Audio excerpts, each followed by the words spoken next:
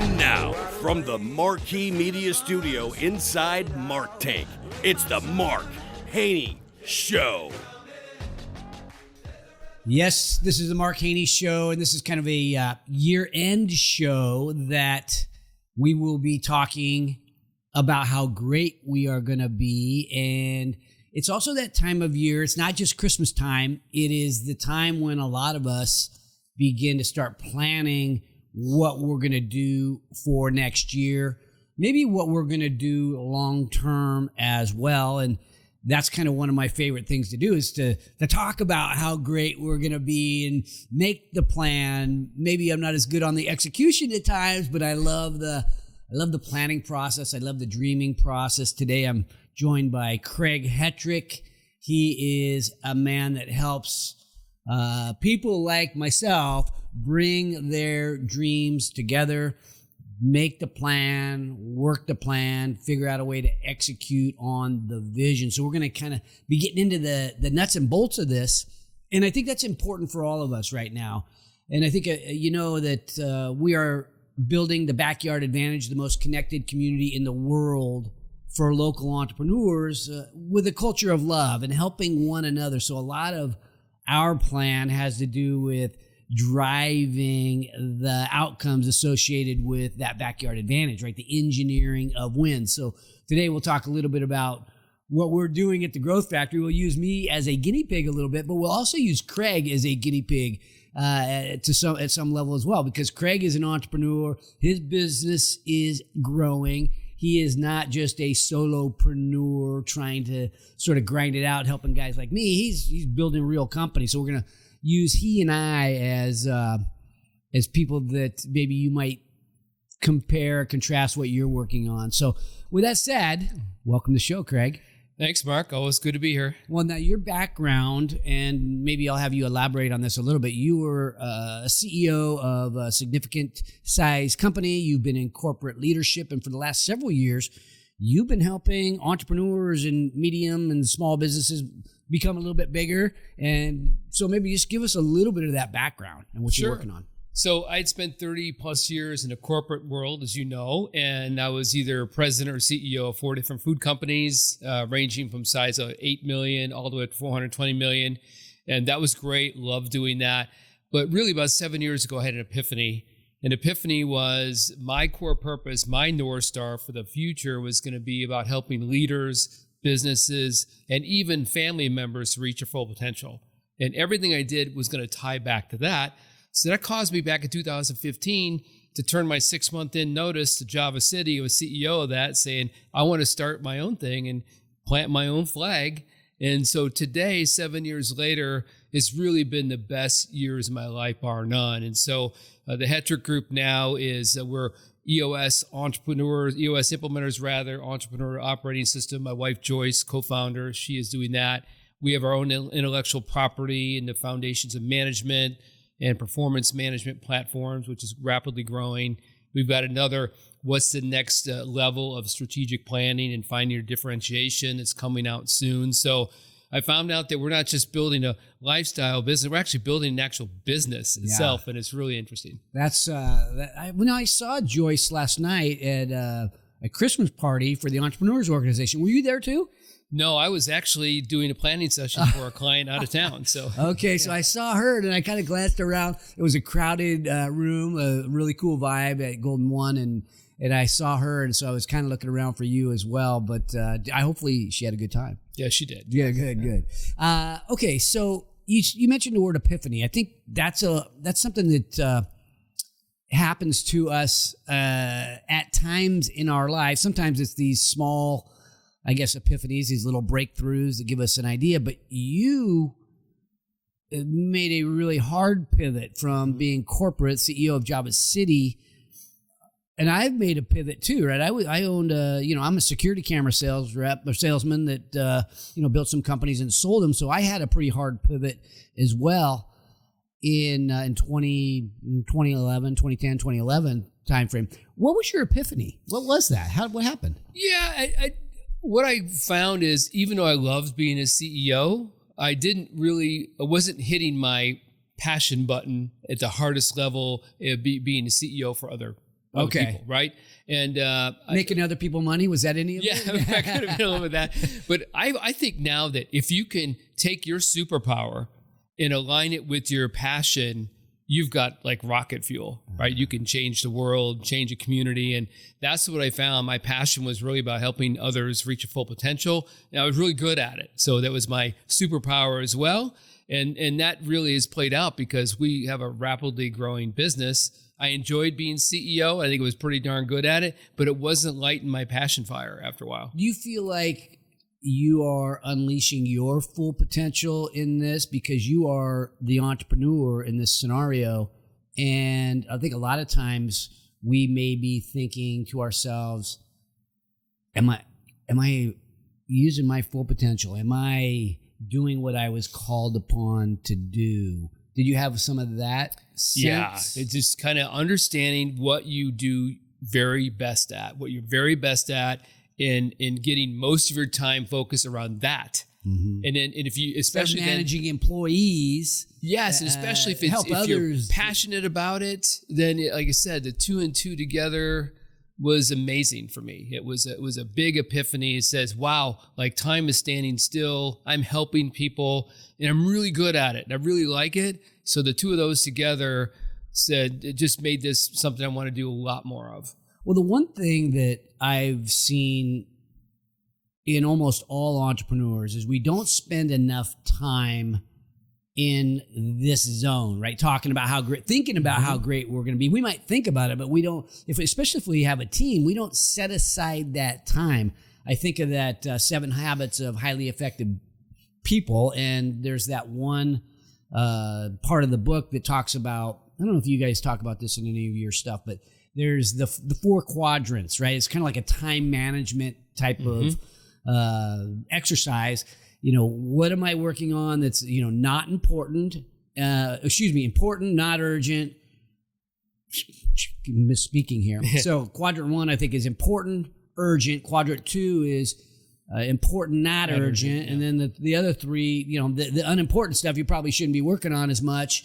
And we should spend a little bit more time in the important, not urgent, which a lot of times is dreaming about this stuff, planning it, actually visualizing that. Do you see that with all the clients that you 100%. That a lot of times we don't get to that part because we're so in the day-to-day. The impactful and urgent, I call it, is the day-to-day stuff. A little bit working on a business, mostly in the business. But we got to rise above that and spend some time, like I said, dreaming and thinking about what could be, how could our company be differentiated? What kind of org structure do I need to take us to a much better place and a bigger scenario for everybody? But we don't spend much time thinking about that because we're in the day-to-day. Yeah. We got to rise above that. Well, let's talk about the dream part and the manifesting of that. And because if you get together in a 2-hour planning session, quite often the people in the planning session don't really have a chance to share what's really in their heart, what they're really dreaming about, what they visualize. So in terms of that, I believe that we can actually manifest our destiny. We can manifest that vision if we can see it clearly enough and vocalize it clearly enough with one another and share it with one another so that we all start understanding that dream together. Very important. So, for instance, when I'm in a vision exercise, the first thing I'll do with the team, I said, okay, close your eyes. And now it's December 8th, 2033. What do you see? Ooh. What does it look like, feel like? 10 years out. Yeah, I want you to write that down, and that's where you start to get the dream thing. And you've got answers that are all over the place, really cool, creative thinking, and the team starts to discuss it. What future looks good to us and why? And we start to shape it, mold it. It could be a 5-year view. It doesn't matter whether it's 5 or 10, but that's how you get to make sure that it's not prescripted and it's got the CEO saying this is where I think we should go. Because a lot of times it doesn't come from the CEO. It comes from everyone else in the room having their say in it and then molding it together. I think a lot of times we don't have big enough dreams. We imagine small. We imagine incremental growth versus this change of who we can become. You see that? Yeah, and I think of it this way: is I think the competitive advantage is a short time only thing. Is that if you think that I have this competitive advantage and your competitor's just sitting there twiddling their thumbs, no, they're thinking about how they're going to run up one side, down your back, and down the other, and slam your head in the pavement. If you don't think that, then you're kidding yourself. So you've got to continuously thinking about how could we be different? But then what is that thing that we're shooting for? What does it look like? What is that compelling vision? That is what we need to be very clear on. And then how do we get there? Push it out.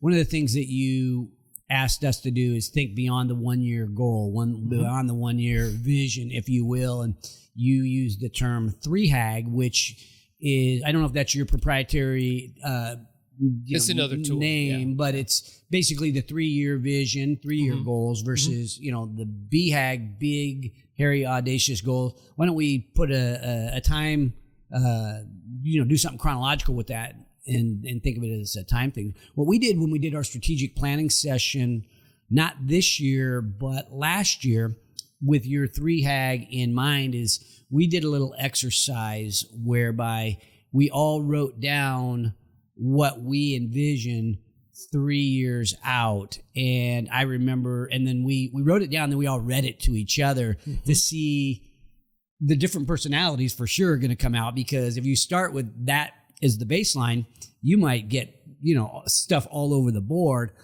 And for me, I came up thinking about the best of the best in my backyard party.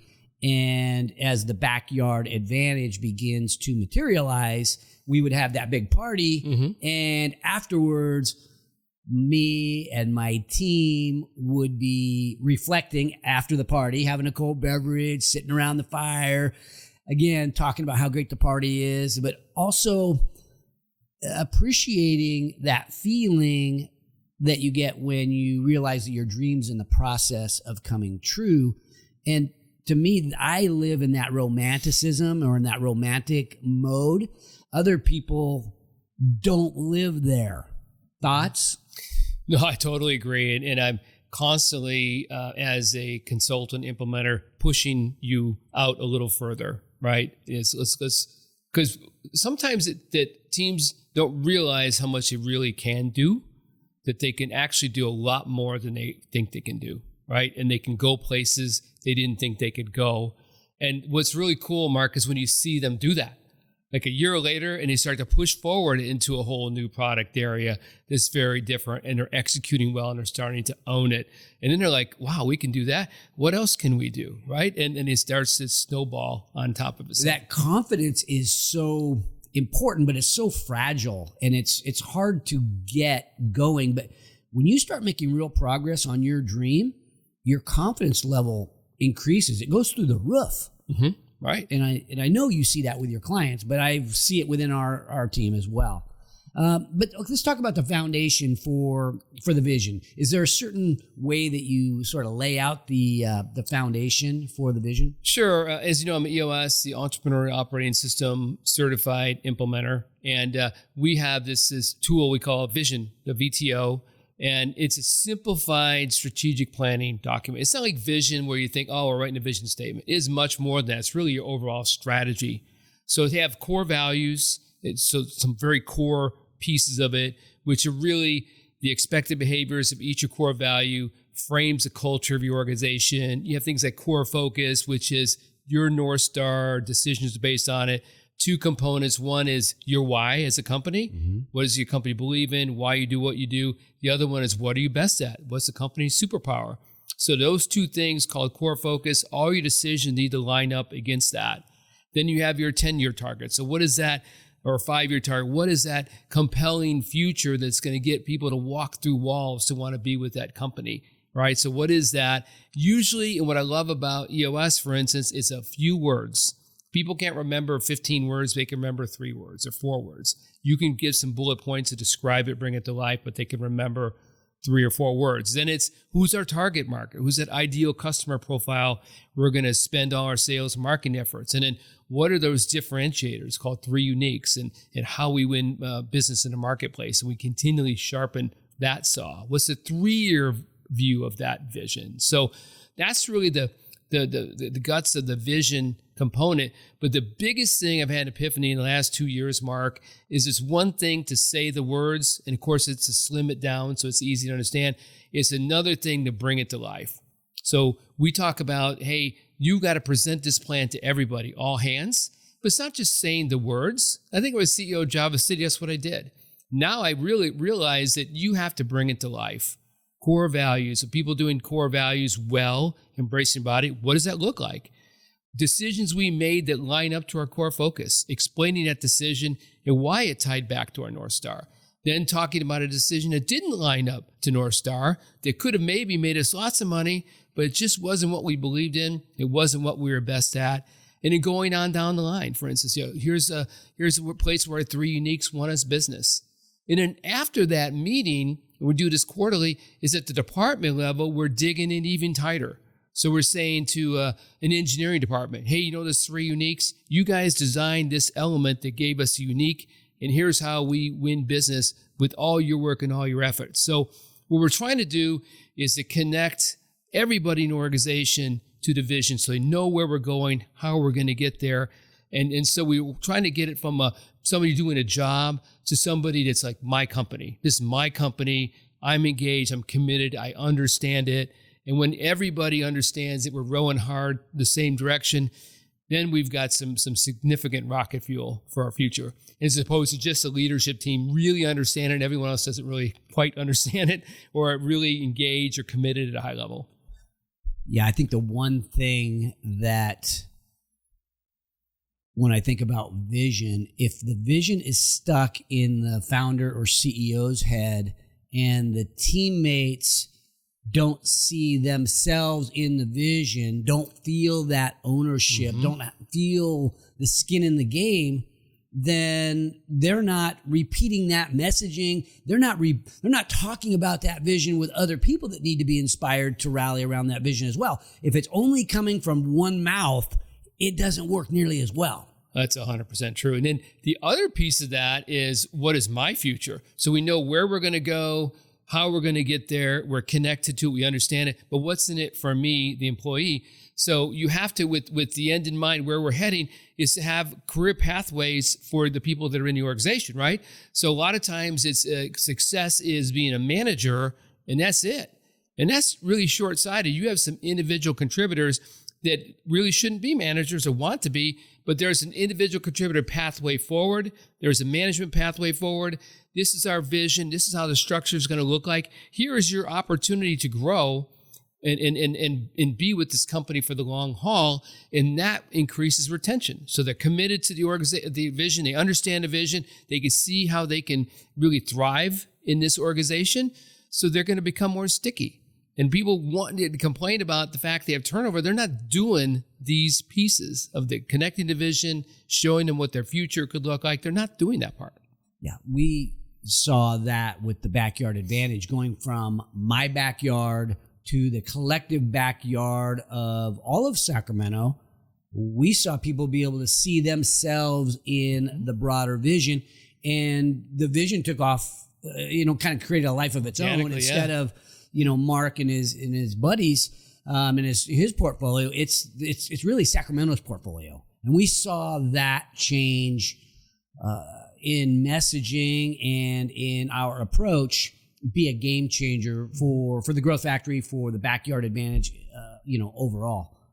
Yeah. So thinking about that, one of the things that I have heard from many people, and I felt this myself as a CEO time and time again, is that I felt a little bit, I guess, uncomfortable about repeating myself, repeating the words. And I already told you guys, I have to say it again. And not that I don't want to say it again. I just don't want to oversay it so that you get bored of listening to it. Mm-hmm. But from my experience, we need to over communicate that message, or do what we feel like might be over communicating, so that not only do we hone the message, but that message, it takes a lot to have a message like the backyard advantage resonate with other people.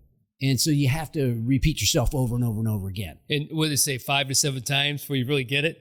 But think about what I was saying before about making the vision come to life and giving examples. So each time you do an all hands meeting quarterly, you can have a different example. Hey, here's another example of core values being embraced and embodied above and beyond. Here's more decisions we made that tie back to our core focus. Here's some more wins that we had that tie back to our 3 uniques and how they tie back to it. And if you have different examples, that I think that gets people to understand it even deeper, because it's a little different. It's not just you saying the words, because you're right. You say the words and people just, if they can't like connect to it and understand it and what's my place in it, it just doesn't do anything for them, right? So that's what you got to do. And then bring it back to the department level, and then have the department head talk about, again, how you're connecting to everything on that vision statement. And so we're not just parking the vision. We are working on the vision every week in our meetings. And most companies have a vision, just kind of put it to the side. 3-year plan makes a nice doorstop. We're actively executing against it every week. Yeah, we've more recently, honed in on this, and some of that probably came from your advice, your suggestions, but I've talked about this backyard advantage being the most connected community in the world with a culture of love, and that's a little generic, as love is a fuzzy feeling, which is part of the backyard advantage, but when you think about love as an action, love as a verb, what does that mean? And ultimately, that means helping one another, helping the other people within the tribe.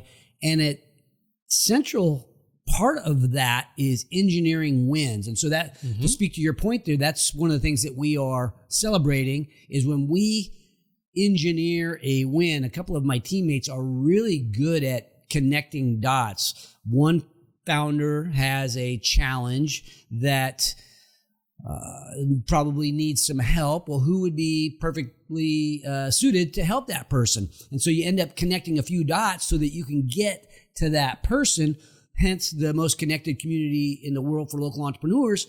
But if you can engineer that win, then it takes that friction out of, having to search for who that person is if you're the founder. And so that's a key of what we're doing.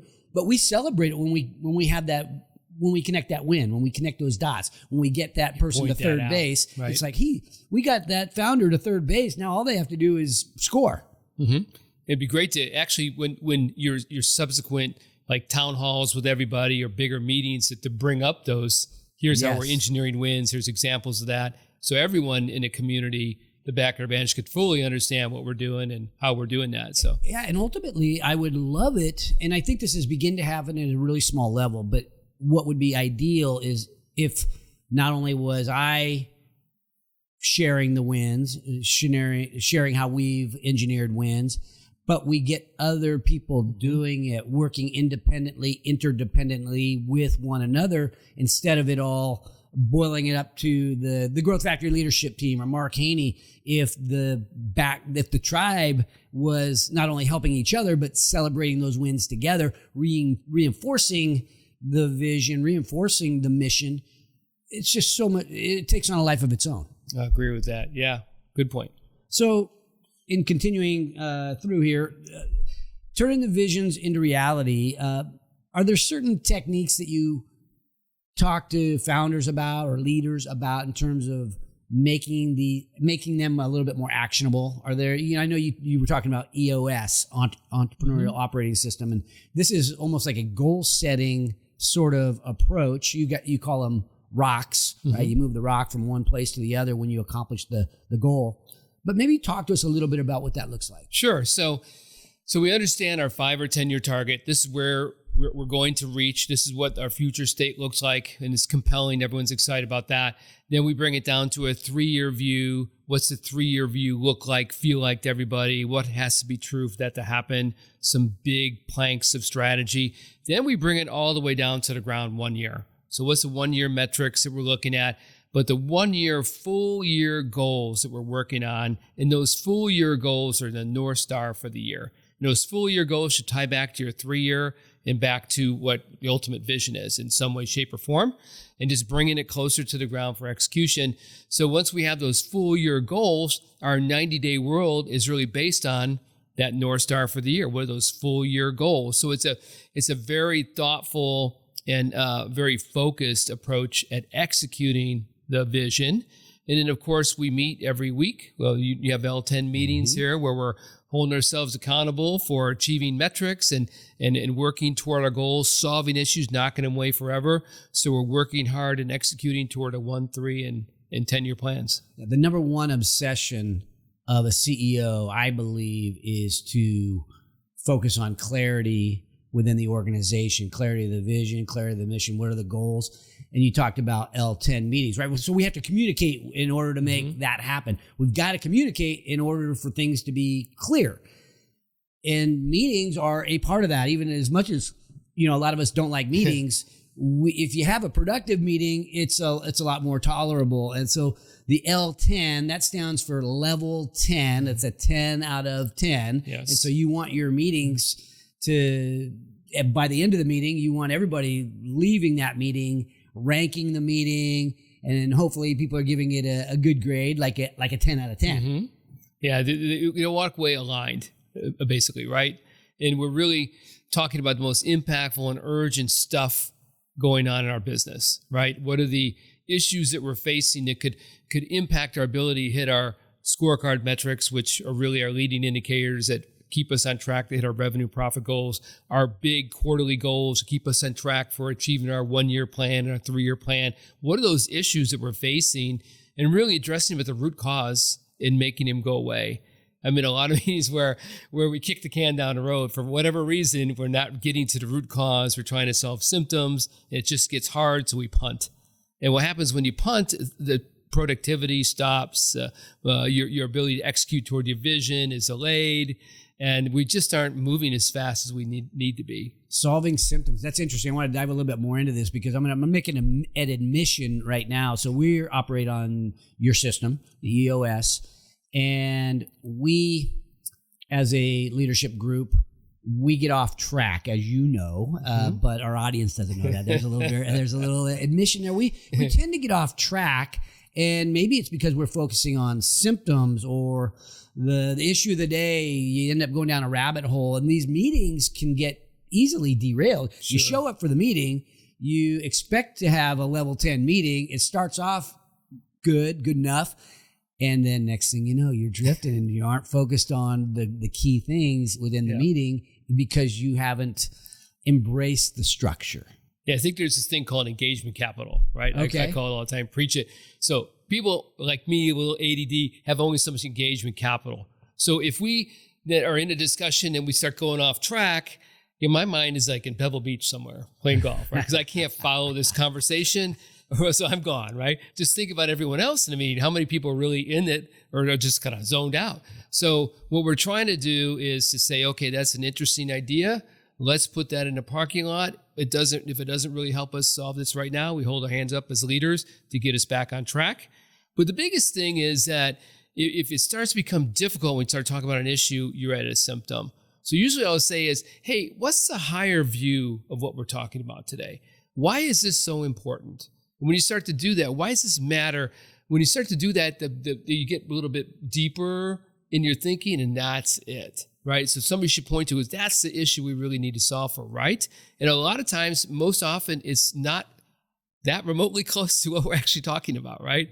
Oh, okay, so let's solve for this, and then we hit it, and we solve it forever, and we don't chase our tail symptoms or don't get off track.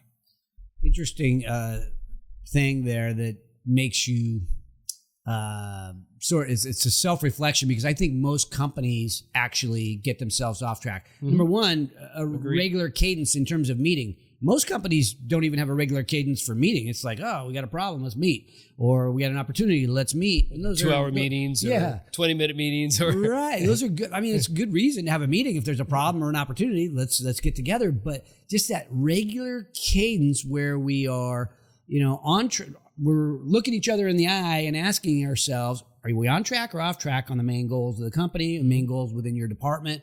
We have to ask ourselves that. And we often, though, we don't we take too long getting through that. It's like, look, we know you're on track. We don't need to hear all the issues associated with that. On track, off track. And because when you have a 1 hour meeting or a 90-minute meeting, you can only tackle one or two big issues at a time. Sure. If you start going down the first one that comes up, this person's on track with their goal, but they've got, they hog the mic, if you will. And, we go off track on this big, deep issue.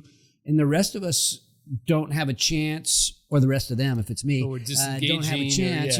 Don't have a chance to, maybe they're disengaged thinking about Pebble Beach, but we also don't get through the work. We don't get through it all. We don't, we've not tackled maybe the most important, most pressing issue of the day. We're tackling the first one that came up in depth. Yeah. The other thing I see is that teams that aren't as cohesive and healthy as they should be. And I see it all the time. Well, we're healthy. We talk about anything and everything. Okay, let's think about that. Can you really talk about everything? I'll throw some issues out. And, maybe two people of the six are talking. So there's a thing we call team health, team cohesion. And it's really, if the team members understand each other at a deep level and really fully understand their intentions, what makes them, right? Then it's easier for us to be vulnerable and open up. And I find a lot of teams don't go there and they're not cohesive. They don't learn a lot about each other and what makes them tick and what made them what they are today. Because sometimes there's some quirks in there and they look at those quirks as being bad intentions, but they're just really what they were faced when they grew up. It's really not a bad intention. So really getting to understand each other deep level and where we can really get healthy challenge out there and people are vulnerable and engage in that kind of conversation. That's where the better ideas come out, when we're engaged in a healthy conversation with some disagreement. Are there some techniques that you utilize to bring out that vulnerability, to build that trust so that we are more comfortable sharing how we really feel? Yeah, there's a called personal history stories, and this is the OS, where we talk about where were you born and raised, number of siblings growing up, biggest challenge growing up, and that's where you find out what made them who they are. Somebody had a parent that was in drugs, and then they realized they had to pull themselves up by their bootstraps. That's why they're maybe a little bit more of a micromanager. They want to control. So it's really interesting to hear those things, that first job, worst job, and then something unique about yourself. And that's like the basic one. There's 5 dysfunctions of a team. We talk about the different levels of team health, trust, and ability to have conflict, commitment, accountability, attention to results. We walk through each of those layers as a team, rate ourselves, find out where the gaps are, things like that that we do for team health. In the vulnerability piece, we've worked on that a little bit, and people are a little bit reluctant to share. And when you are reluctant to share, then things surface, and sometimes in a negative way. The outbursts happen. But if you get comfortable being vulnerable, being yourself with one another, we're a lot more effective. We're a lot more alike than we're unalike. So let's just accept each other and our diversity for what we are. I think if we want to have an effective team, but I see that that's difficult for a lot of people. And I like your question about what happened in childhood. What was what was the biggest challenge in childhood? One of the things that we did was run I think it was called a timeline. And basically you go through your life and then you talk about the highs and lows. And when you start sharing, the difficulty in childhood or the tough times you've had throughout your life, or even the great times that you've had in your life, it ends up bringing out a lot of emotion. Sometimes it can be sad, or people can cry. Yeah, and so that vulnerability gets exposed right in front of the whole darn team. Well, but especially how people react to it, though. If people are supportive and understanding, right? So, yeah. So I'll ask a lot of times during that, your biggest challenge in childhood, say, well, how does that made you who you are today? How does that influence that? And a little bit more comes out, and they talk about, well, kind of their personality, the way that is now. And now you know where that was rooted. So now you again know somebody's intentions. Are they really an ass, or is it really what their situation, how they grew up, made it so challenging, so they had to react to it a little differently than you would have thought? Oh, it's really not that way at all. I can work with that, right? I can be vulnerable with that, and we can make sure that we can get along better.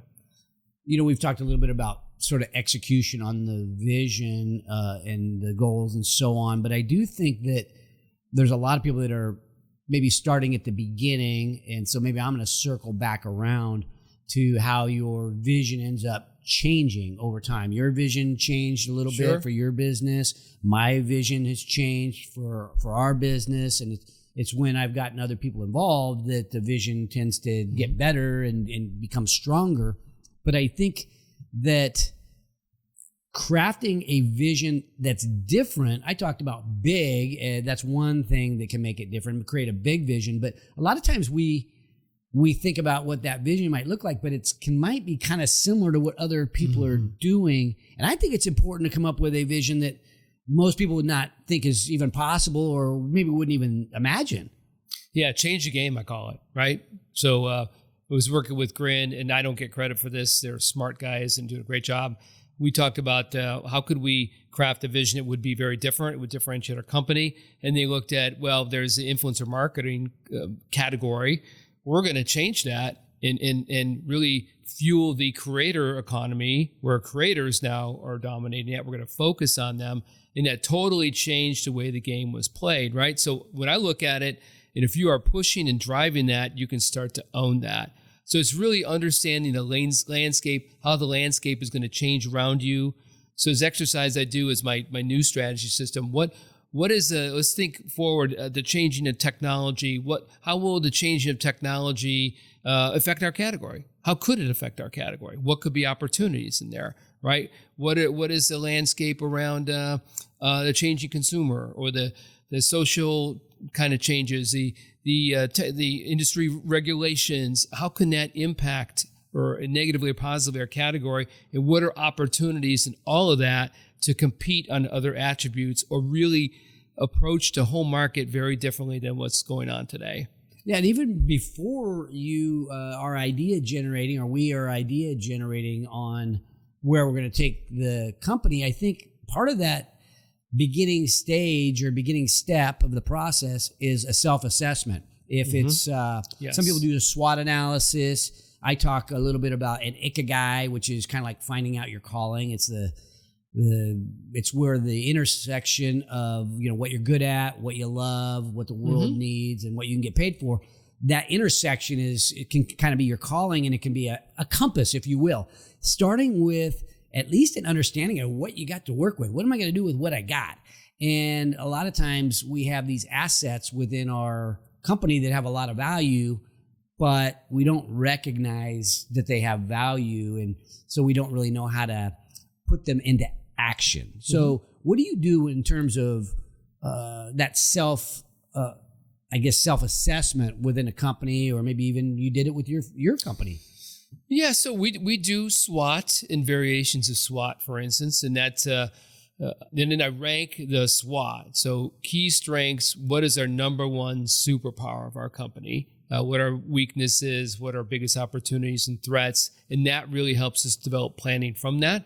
But there's also other things. There's I call it basis of competition, kind of next level in my strategic system, where we start to look at how does the industry compete today? What are the attributes that buyers will buy on in the whole market, whether you're cheapest, middle, most expensive, whatever that is, highest quality, lowest quality, what are those attributes, top 10, and then ranking the competitors against those on a 1 to 5 scale, and yourself, real objectively, and where is there white space today? So it's kind of, where are we today right now? What are we crushing it on? What attributes, and what are we not?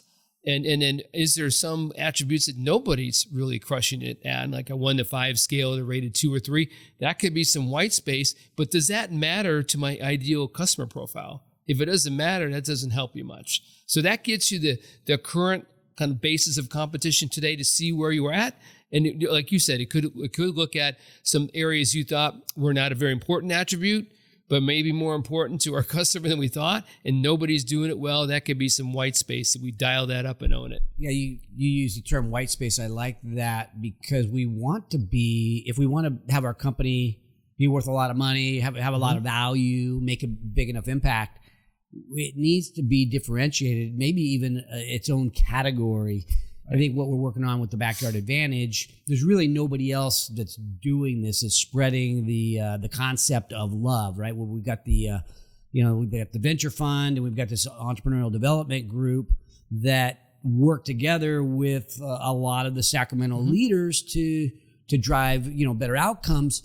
But there's no one doing that. It's kind of a category in and of ourselves, and I think it's important that not just to avoid competition, but to have it be interesting for people, right? To have it be different enough so that people want to come. It has to be unique, but it has to be compelling to whoever our target audience is. If it matters to them and it's unique, and then we're going to double down and own it, and then continually improve it to where our competition's chasing us up the hill because we're not static. Remember, we're going to continually differentiate our business. And so, I think the Growth Factory Backyard Advantage has a big lead right now. We just got to continually strengthen it, and that can go anywhere. I keep thinking that a vision needs to be so compelling that the CEO is extremely excited about it. It becomes like something that they obsess on at some level, and that it just stays front of mind, tip of tongue at all times. And if it's not a really cool idea, not a real badass idea, I mean, why are you going to think about it all the time? Because what we think about most is what we become or what we influence. And if it's not even something that is exciting enough to be thinking about all the time, is it really a compelling vision? Yeah, no, I agree. And it's got to be where people can understand it. And it's short enough, they can understand it, and everyone's talking the same talk there. They have the same elevator pitch that gets repeated, not just the founder or someone like yourself, but everybody's saying relatively the same thing in a short amount of time, and that message just really accelerates. Because nobody builds a truly great company alone. You need other people to get excited about it too. So if you can come up with something that excites you, or the leadership team comes up with something that excites them, then now we've got to get the rest of the team excited about that as well. Some of that has to do with like visual stuff for a lot of us. I like to write stuff down. My daughter Ashley, who you know, and we have this co-working space here at the Growth Factory where we have a lot of different businesses that have set up shop here in these individual offices. And one of the things that she does, she's in real estate, and she's bringing the people that have space here together to do a vision board, right? And I don't know if you've ever done one of those visioning board exercises where you cut out, you get the magazines or whatever, you cut it out and you create something visual for yourself. How important is that visual stuff? Not necessarily the vision board itself, but keeping things visual. Yeah, so I think when you start talking about your process and how you take customers through the journey, and it kind of exemplifies your and points out your differentiators, that should be in a visual in some way, shape, or form. A graphic that's easy to understand, or pictures that's easy to understand. Again, then that you take that back to the team and communicate to the team in visuals and pictures, and they connect to it more too. But yeah, so instead of just a bunch of words on a paper, I always like graphics and pictures to better show your vision and your differentiation. We have things around here called Markisms, and they're really mantras that I've tested on the show at some level in the different speaking that I do. And some of them, I use them on the show all the time, like nobody builds a truly great company alone. Entrepreneurs are the heroes of the American economy. We're building the Backyard Advantage, and so on. But I think if we can work on getting those mantras repeated by other people, then we know we're onto something. Do you help them come up with those? And it's almost like a branding exercise, if you will. It's to come up with these mantras or this wording that is attractive enough to other people that they want to use it. Yeah, and that's what we look at. Anything we do, whether it be your core purpose, your core focus in terms of what are you best at, your BHAG, your lead competitive advantage, all those things are 3 or 4 words, right? And so 3 or 4 words, people can remember that, understand it, repeat it, and it gets to be repeated in the marketplace. That's one better. So we try to keep it simple, and less words are better. Simple is scalable. how do you sustain momentum? So Backyard Advantage, we've got it going. Getting over the hump has been one of the more difficult things in my career. Starting the show, talking about the millionaire business partners in my backyard, and ultimately now the Growth Factory and the Backyard Advantage. It's been a challenge, but I feel like we've got a little momentum. Mm-hmm. How do we sustain that momentum? Sure, it's follow the process. So if you've got a solid 3 to 5 year plan, and of course you're gonna maybe recalibrate or course correct a little bit here and there, but month in, month out, quarter in, you're meeting again as a team to understand where we're at versus our 1 year, 3 year, 5 year, and what are the most impactful and urgent things for us to focus on in the next quarter that tie back to all that and solve problems that will help you keep on track. So it's really the process and the cadence in which you're meeting, recalibrating, course correcting to stay on track that help you get there. And you're building upon the ideas. And as you go along, of course, you're going to have higher bars, right? And so it's not like you're going to go from here to here. You're going to hit each bar, achieve it, and you're going to hit your 30% growth for the year, but you're doing it in a systematic way, in a planned way that we're all ready for. And we execute it in a week in, week out, quarter by quarter, instead of just saying, here's our plan and kind of winging it from there. One of the things that people run into often, I think a lot of us, we run into almost like what we might call writer's block. I don't have any good ideas. I'm not really inspired at the moment to dream up something cool. It's just where I'm at in my life. And I often tell people to create themselves some downtime, right? You need some hang time so that you can let your mind wander a little bit, get curious and so on. But I contrast that with, we also have to show up, because inspiration comes when we get in the game, we get in the trenches, we show up at events, we start listening to what guys like Craig Hettrich are doing, what other people are working on, to be inspired, to think, well, if those people are doing something like that, here's something that I might be able to do. So thoughts about how to get some of that, I guess, inspiration to trigger your imagination to go. Yeah, I think for the leadership team, should always have some of these centers of influence and organizations they belong to, like entrepreneurs organization, whatever that is, that can help inspire you. It may not be the idea itself, but the fact there's a light bulb, but the idea spurred some other idea.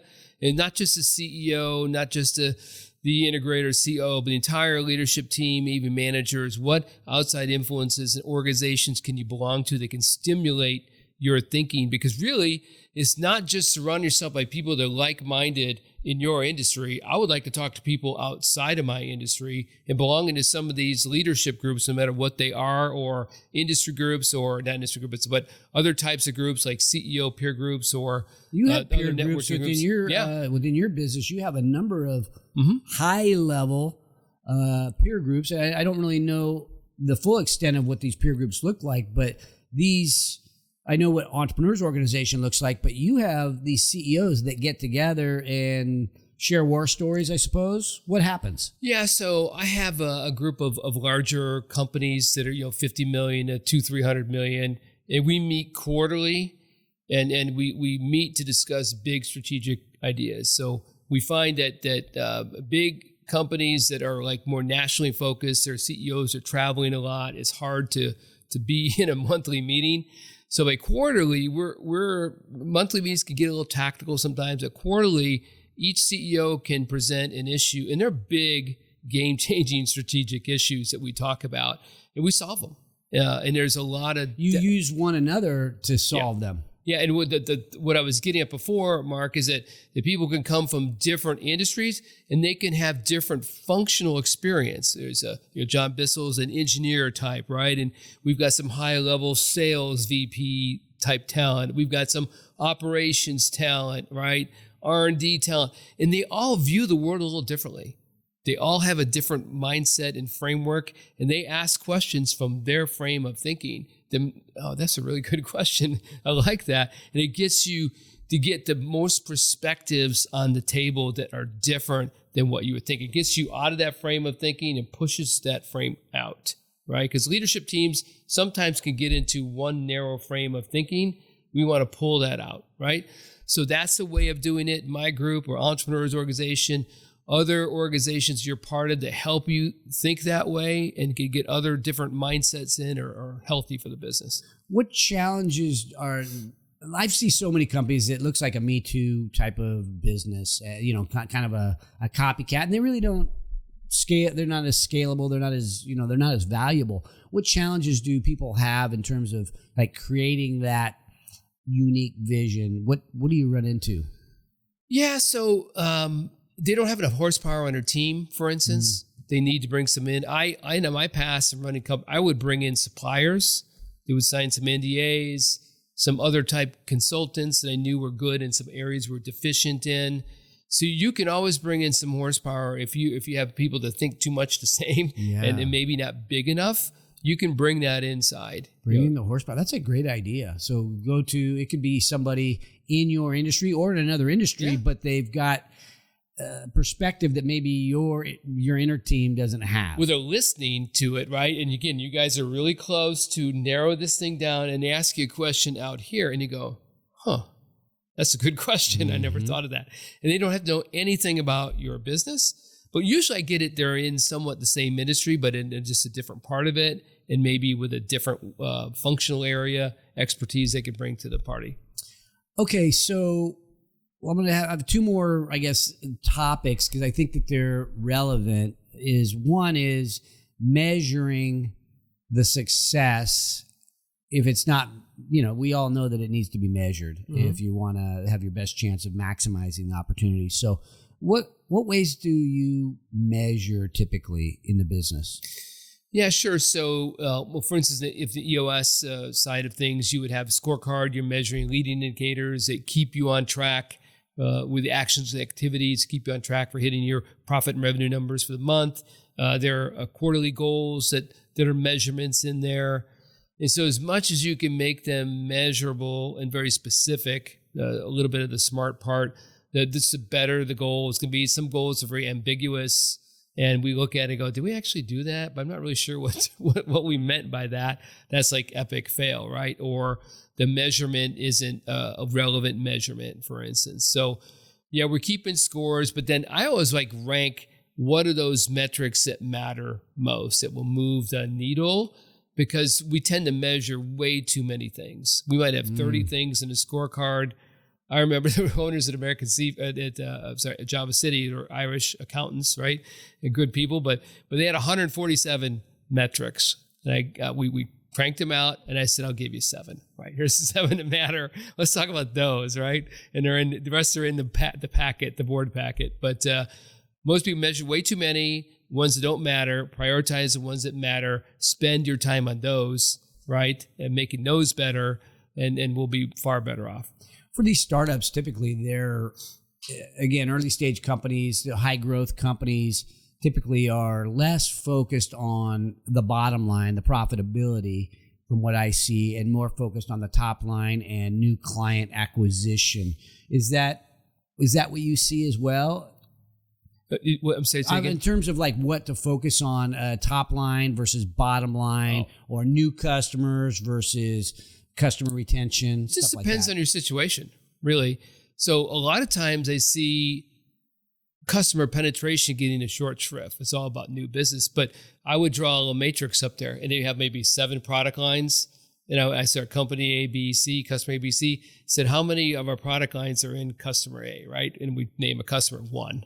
We go, okay, so let's pretend, let's just get an average dollars per customer in these different categories. So we start adding up with their main customers, like tier 1, all the size of the prize of what we could be selling within that customer, and it blows them away. I said, you're inside the fort right now in this customer. How do we find a way to sell them more? Because you're in the door, right? So that's usually where we go. It's the easier way to grow your business. And of course, we want to sell new business that's relevant. So I guess it just depends. There may be better opportunity within your existing customers, or no, we exhausted that, so we need to go get new customers. Revenue, profitability. I just say we live in an and world. We need both, right? So, but profit is the oxygen for the business. We can't give that the short financing shrift. is not as easy as it has been in other times economically. These times are maybe a little bit tougher to get financing, whether it be equity type financing or bank financing with higher interest rates and so on. It's a little bit more of a difficult environment. So we got to make some profit. Yeah, and so it's product mix too. So if we have product mixes that are unfavorable right now because we're selling our main line, I was just with a customer today, our main line was really low. I said, what else do we sell? Oh, these are like 40% margins versus 15. I'm like, so what's stopping us from selling those things, right? So we aren't asking for the order. We aren't marketing that product. So sometimes it's just a realization that we can do that, and or there's a barrier, perceived barrier from doing that we can solve some way creatively to sell more of that. So we're just changing the mix in what we're selling in 1 year can dramatically change our profitability. I've been through that in owning company. Again, another easier way to do it besides just going to sell new customers. We want to do that too, but there's a lot of internal things we can do. I think every company that we've invested into has had to pivot. Early on, you end up making these pivots. You attack or they go out of business, right? You attack from a different direction, which I think of as a pivot. And luckily, we've had virtually all of them are still fighting a good fight, but they all are changing and making those changes, especially those early stage companies. We know that, but these more mature companies having to evolve their vision when they are comfortable, right? It's working. Why would I? Don't break, don't change if it ain't broken type thing. How do you know when to pivot as a more mature company? Well, a lot of times it's too late. Because remember I said about you have to differentiate and continuously do that. And if you can get complacent, and if there's a differentiator you have now, you're the market leader. Again, your competitor wants to jump down your back, spike you. We all know the Blockbuster story, right? Blockbuster was dominant. Yeah. And we can't see it coming, right? We're not like in our competitors' offices knowing what they're working at. We got to assume they're working on something that can make us obsolete. I always like to say our business is at risk every day. That was my mantra. We got to service well. We got to come up with new products that lead the way. So I just say never, never, never stop. Don't take your foot off the differentiation pedal. Right? You're always thinking of that. And if you come down to the very end and there's nothing more, that's really hard at that point. But you pivot. You can course correct and pivot in the course of differentiating your business too. You may find that, there's just nothing more here. But if I added this or took away that, and that's a course correction or maybe even a pivot, we're using our product in a completely different way in a different category. That's a pivot, and that's maybe a good pivot because it uses what we're doing well in a different way. And that's another way of finding growth. But I don't see a lot of companies sometimes looking at those things, right? They just look at what I do. I've got a competitive advantage. I'm growing. And all of a sudden they go from 20% a year down to 10, down to 5. And they're like, what is happening around here, right? So something's making them a little bit more commoditized there. Yeah. And one of the things that you mentioned, bringing in outsiders to give you a different perspective.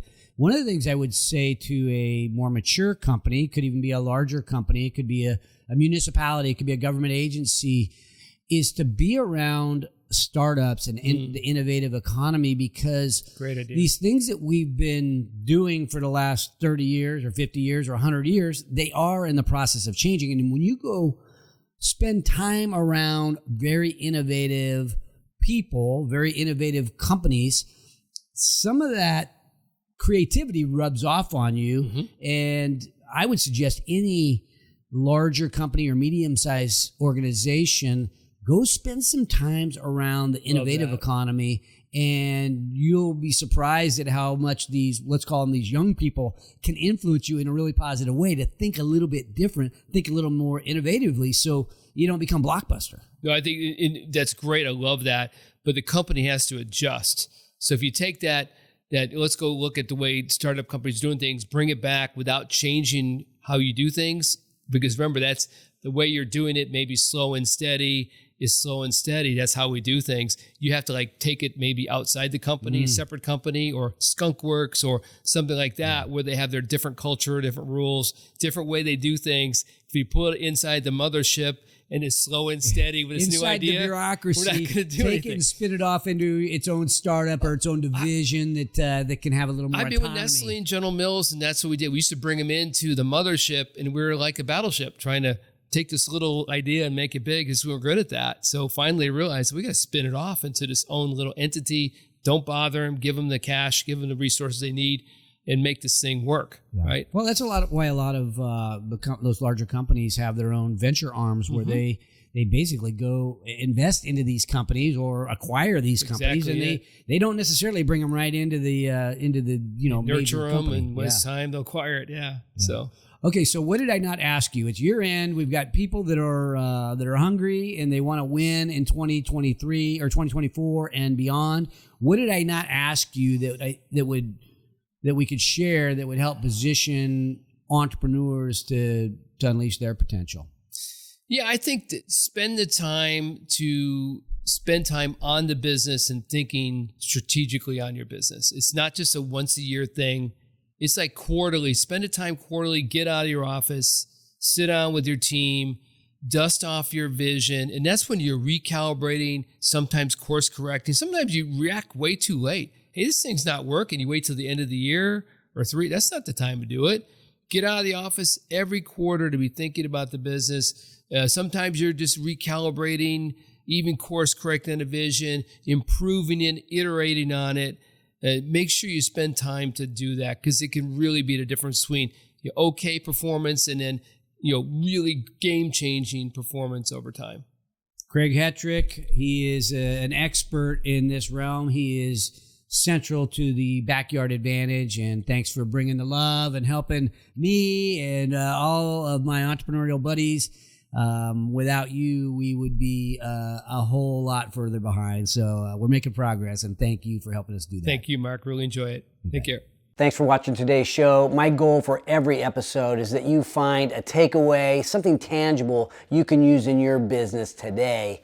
And if you have a comment about a favorite takeaway, feel free to put it in the box below. And if you have a topic that you'd like me to bring up on the show, don't forget to let me know. And also, don't forget to subscribe to our YouTube channel if you want to learn more about entrepreneurship. Because at Haney Biz, we are always by your side.